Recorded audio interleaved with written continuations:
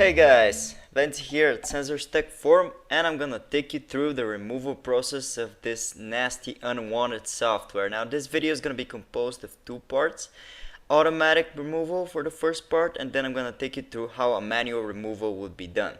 So before we begin this video, I'd like to say that you should never trust sites that have no real people behind them or video guides, and you should always make sure to back up your files before doing any removal by yourself, and always use trustworthy sources. Make sure that these are real people behind these videos, because many people do this for money and they may scam you. Now for the automatic removal, we're going to use the help and the power of an advanced anti-malware software. To download it, open your video's description and click on the description link. It's gonna take you to our tailor-made removal guide for this specific threat. Now, then go ahead and click on the download button, which is gonna take you to the download page. It should start automatically, and when it does, simply open the installer. The installer is rather simple.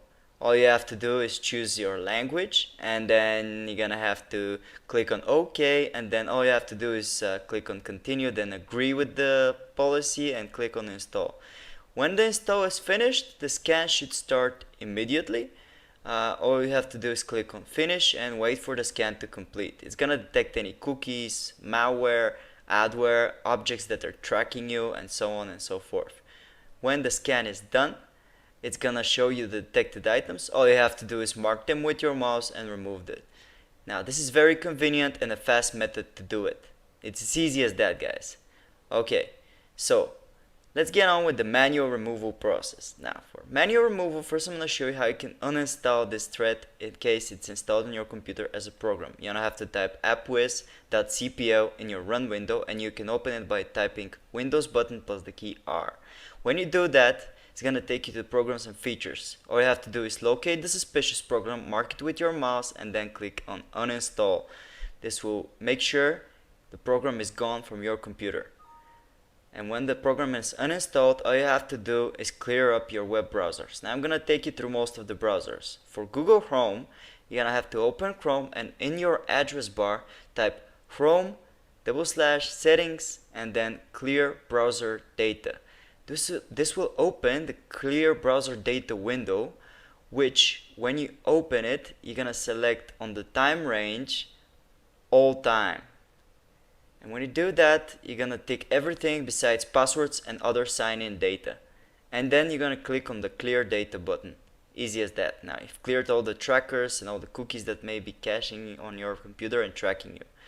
To clear any malicious extensions, you're gonna click on the three dots on the top right, more tools, and then extensions. Locate any suspicious extensions and click on remove to get rid of them. And basically that's it, guys. We've now taken care of how a removal would go with Google Chrome. Now let's go through Mozilla Firefox. For Firefox, you're gonna have to open the browser, and on the address bar you're going to type about /support. This will open the support page. In it, you will find a button that is called Refresh Firefox. You're gonna click on that button to refresh all of the Firefox settings by default. It's gonna take you to a fast process which clears cookies, browsing history, and so on and so forth. Click on finish to finish it, and as you can see here, it says success. Firefox will save your old good configuration on your desktop, so you can locate any passwords or anything you may have missed if it's your default browser. For Microsoft Edge though, it's very simple to Chrome. So you're gonna open it, and in the address bar you're gonna type the same thing, Edge, settings, and then clear browser data.